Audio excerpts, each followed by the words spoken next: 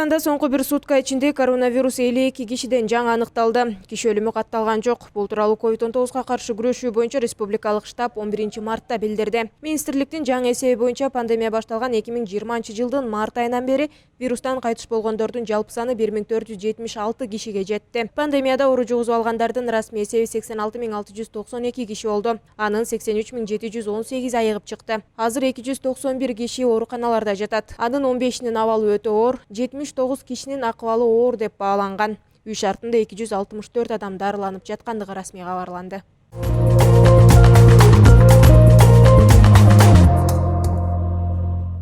Жогорку кеңеш Конституция жөнүндөгү мыйзам долбоору боюнча референдум дайындоо тууралуу мыйзамды бүгүн 11 мартта 2 жана 3 окууда кабыл алды. Жыйынга катышкан 100 депутаттын 94-ü макул деп, 6-ы каршы деген добушун беришти.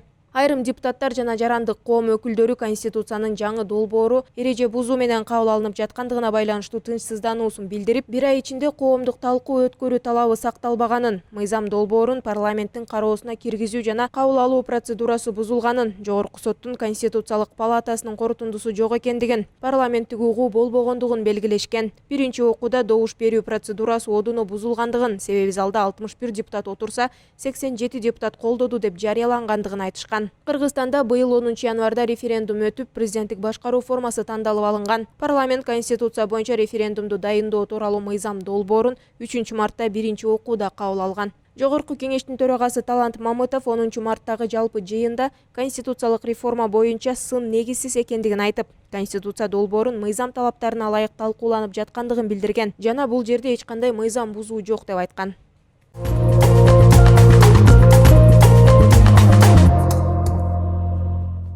Кыргызстанда төрөлгөн Сыймыкбек Абазбек уулу Москвада метронун рельсине кулап түшкөн жаранды куткарып алды. Маалыматты жергиликтүү басылмалар жазды. Маалыматка караганда окуя 9 мартта болгон. Текстилшики метросунун рельсинин бирине кулап түшкөн адамды куткарып калган. Жабыркаган Орус улутундагы адам мас абалында болгон.